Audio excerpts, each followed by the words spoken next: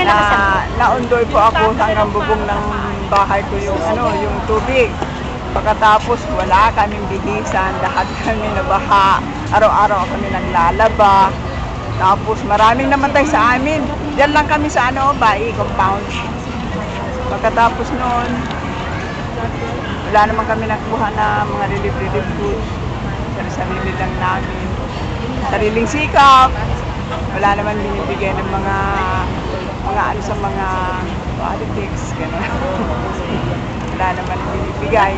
Sarili lang namin. Kami nagsisikap ng sarili lang namin. Volunteer po ako ng senior citizen sa SSDD. Ayun. Alam po, about sa kalikasan, yung baha, yung habagat naman, nabaha na naman kami, pero hanggang yan sa baba lang. Tapos marami naman ang bibigay ngayon dahil politics na naman, election na naman, marami nagbibigay ng mga mga relief goods na gano'n. Okay na po.